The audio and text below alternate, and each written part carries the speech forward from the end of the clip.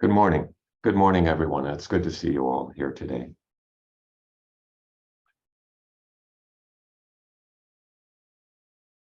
Well, last week, we talked a bit about the Karaniya Metta Sutta, the sutta about metta, loving kindness, loving, friendliness. It's a sutta that is usually not part of the Soto Zen liturgy, but is very central to Theravadan liturgy. And I think the first time I heard it was at the Mid-America Buddhist Association in Augusta. Some of you may have been there. They have a beautiful temple out there. And on Sunday mornings, they have services that are now open and open to the public. Anyway, I would like to start off today by just reading the translation of the Pali Sutta that they use at MABA, Mid-America Buddhist Association. It's entitled The Buddha's Words on Loving Kindness.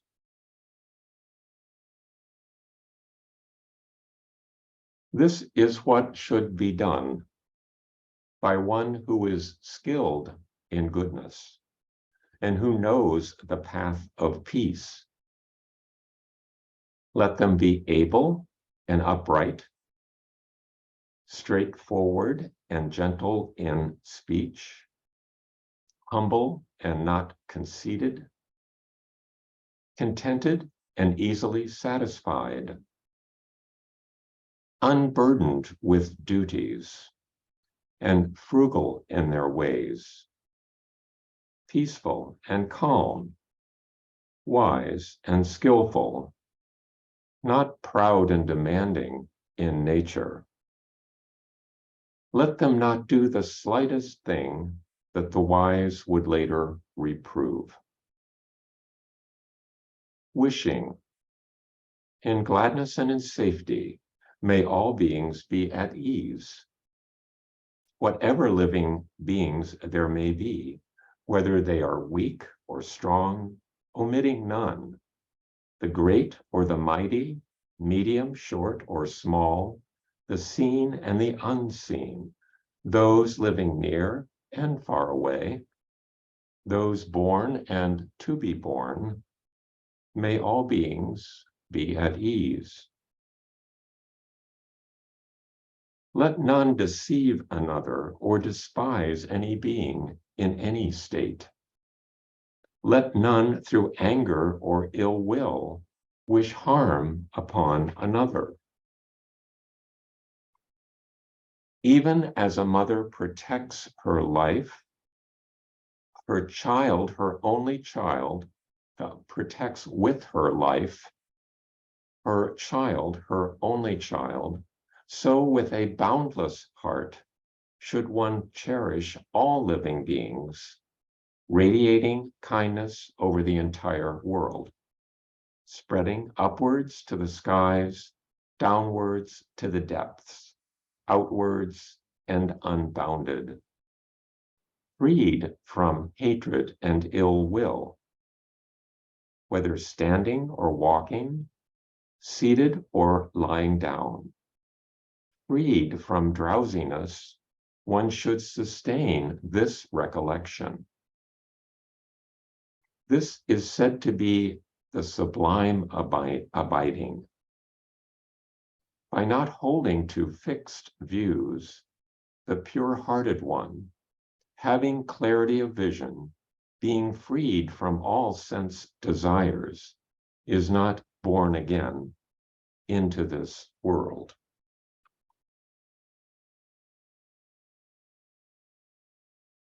So last week we talked a little bit about the probably mythical backstory of this sutta. about how there was this dispute between the Buddha's followers who were sent off into a forest to meditate during the rains retreat season, and the tree spirits, the tree devas that resided there, who considered the monks to be staying too long.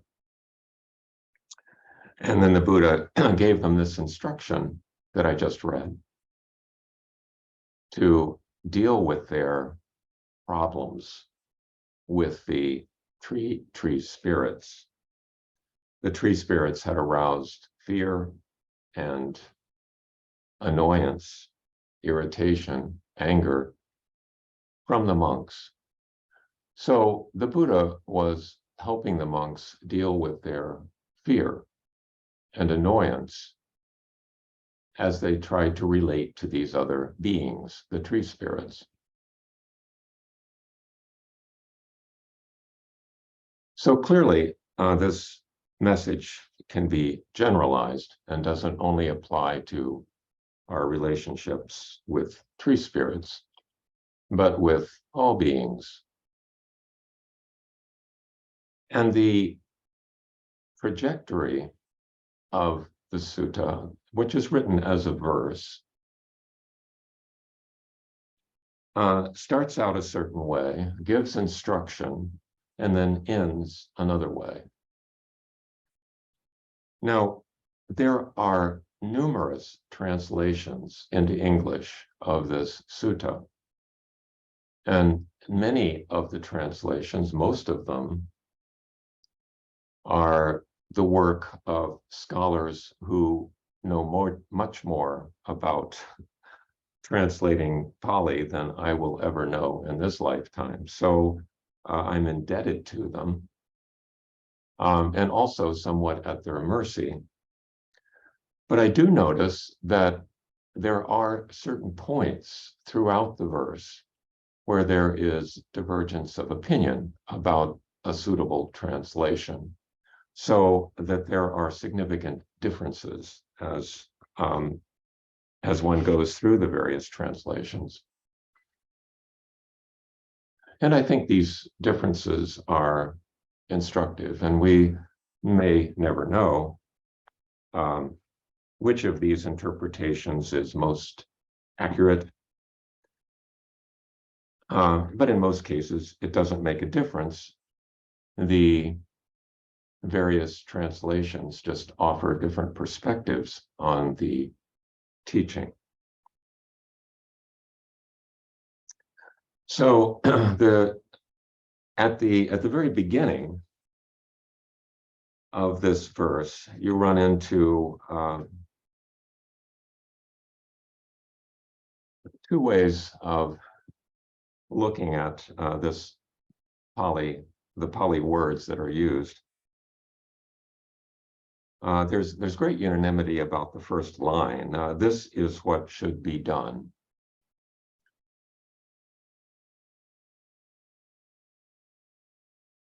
The second line, by one who is skilled in goodness, there is this compound word with skill and goodness or welfare that people translate in various ways. But I think in this case, the Buddha is talking to a group of renunciates, a group of monks who have left their home, who possess, bowls and a robe, and clearly are dedicated to the Buddha's instruction and to the project of awakening. So they are possessed with bodhicitta, as it is said,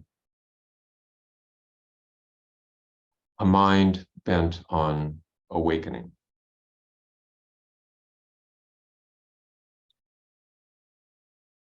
And they have accomplished certain minimal skills the ability to sit still for a little while, the ability to listen to the Buddha's teaching. So I think they're not all that much different from us. Do we possess bodhicitta? I would say so. I mean, we're here. None of us are really advancing in our wealth or fame by being here, by paying attention to these teachings, by meditating quietly, silently, by discussing these teachings. So it's clear that we're here for another reason, a desire for more depth of understanding, for more awakening.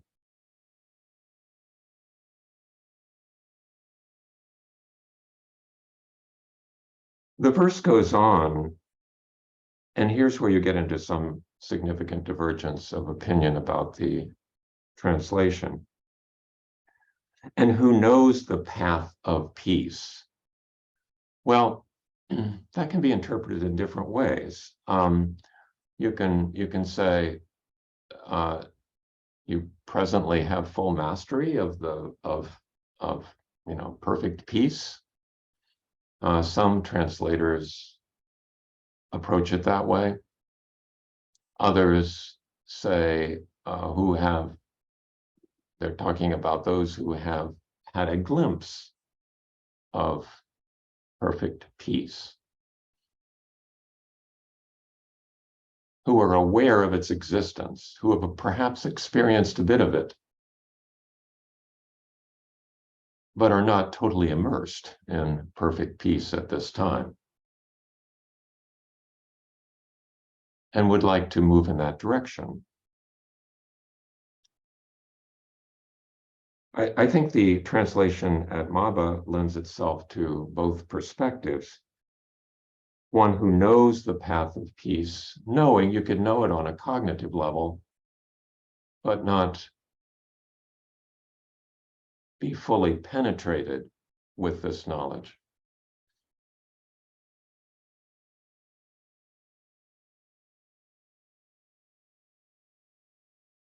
And then, I mean, it makes most sense to me. I like the translation that talks about along the lines of having a glimpse of perfect peace. And I think we all qualify there. No matter how long you've been at this practice, at some point, even before you started your practice, at some point in your life, you have had a glimpse of perfect peace.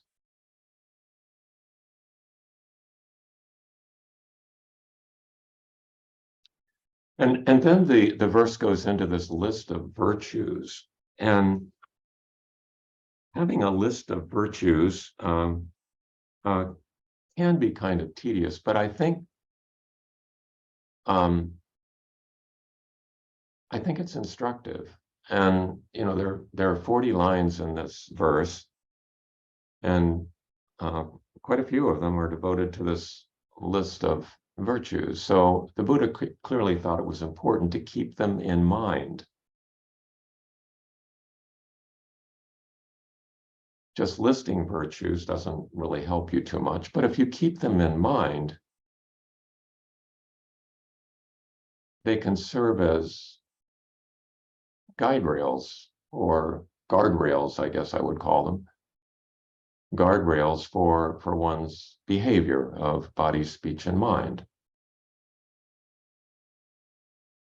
The Buddha recommended that his monks memorize this 40-line verse and recite it again and again.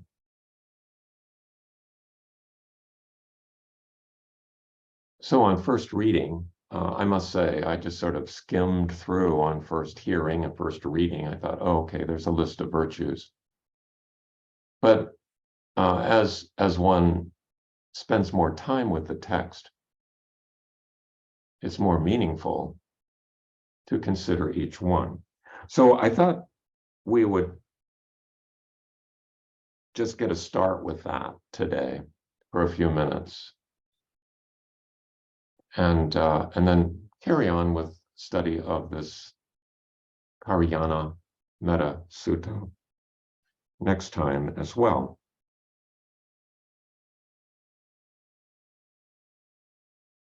So the translation at Mava, in starting with this list of virtues, goes like this: let them be able and upright. Able. Capable is often another translation. And some translators have explicated this as, mentally and physically capable, which doesn't mean that one needs to be in perfect health. I mean, one can be quadriplegic and perfectly able to benefit fully from these teachings. But it does mean that one is capable of at least listening and understanding to a certain extent and modifying one's behavior accordingly.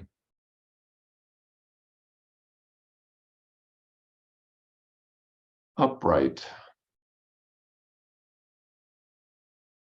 Upright is generally agreed upon to mean essentially being honest and trustworthy.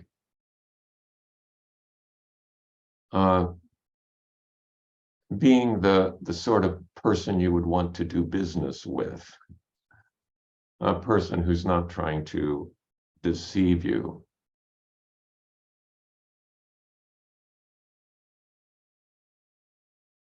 A person who at least is taking your interests into account.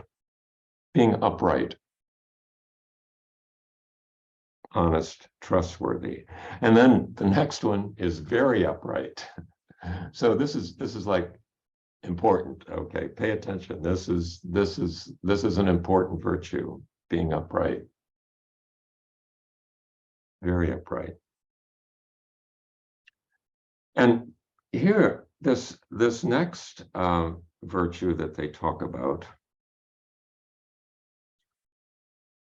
suvako, is it's interpreted in two different ways that are distinctly different. One is well spoken,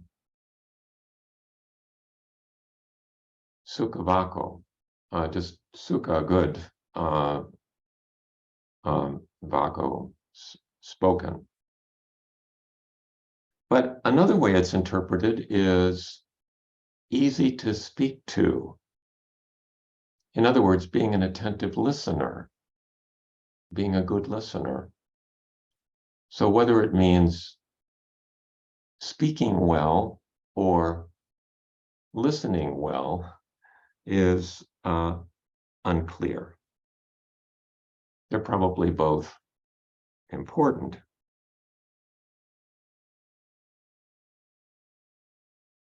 What is it to listen well? One way this is explicated is being able to accept advice and constructive criticism. It's an important virtue. And I'd venture to say it's certainly not universal. I'm sure you're aware of individuals who immediately react defensively to any kind of criticism or advice. And in fact, I'm sure if you think about it, there are times that you have reacted in that way as well. It's common.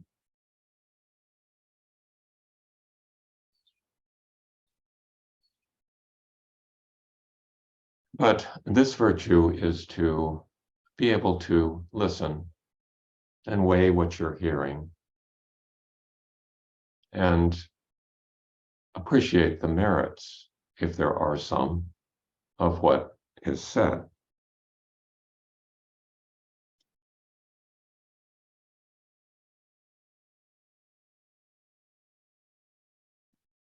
The translation at Maba of this is straightforward and gentle in speech. And another translation is that of being a good listener or easy to speak to.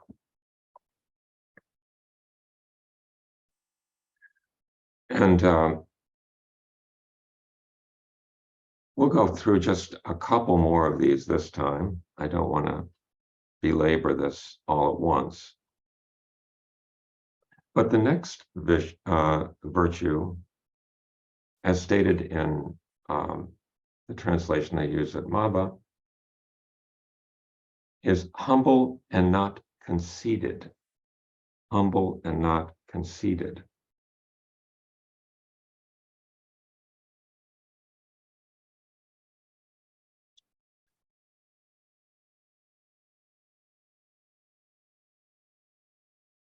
Gentle is sometimes used as a translation.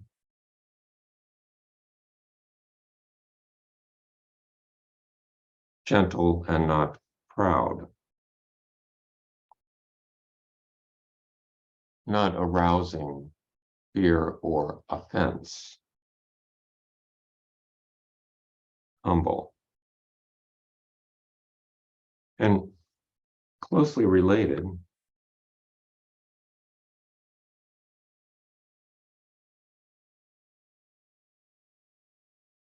contented. Not arrogant, proud, or conceited. Contented, appreciating one's situation, possessions, and status. Not constantly wanting more.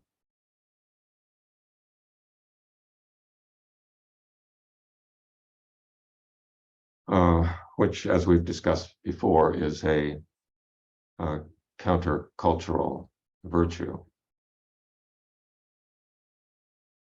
Being contented with what one has. So I think we'll stop there, and we'll continue on. We got about halfway through these 15 virtues.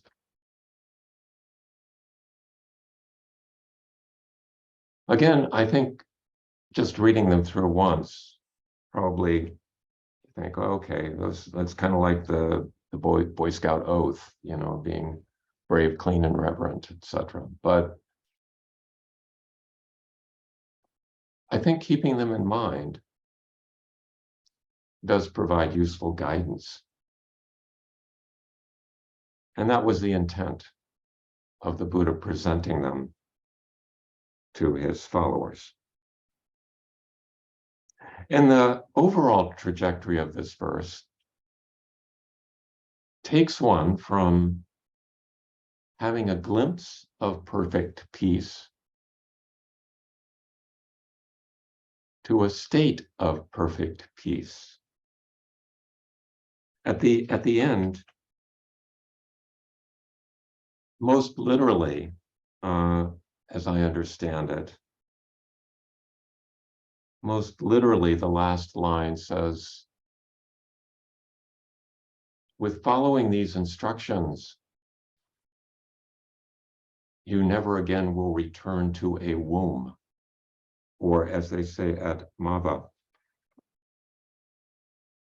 is not born again into this world, which implies a belief in rebirth. Sometimes this is reformulated to be more accessible to people who perhaps don't have a belief in actual physical rebirth, to say they will surely transcend birth and death. But either interpretation, either translation implies a state of nirvana, no wind, perfect peace. So the trajectory of this verse goes from having a glimpse of perfect peace to being immersed in perfect peace, just by following this instruction. The Buddha gave a number of ways for people to awaken, because he realized that there are many different kinds of people with different backgrounds and different temperaments. But in this case, the way of metta, the way of kindness, the way of friendliness, he's saying, is sufficient if it resonates with you and if you can follow it. So I'll stop there, and we'll break into groups. What to discuss? Well, what do you think about some of these virtues? What virtues are important if our intent is to cultivate an attitude of friendliness to everything, all beings, an attitude of, which includes ourselves, friendliness to our minds, friendliness to whatever arises.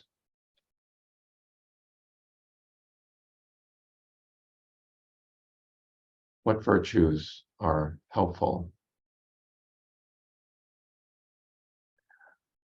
So thank you very much for listening, and we'll break up into groups and then we'll reconvene in a few moments.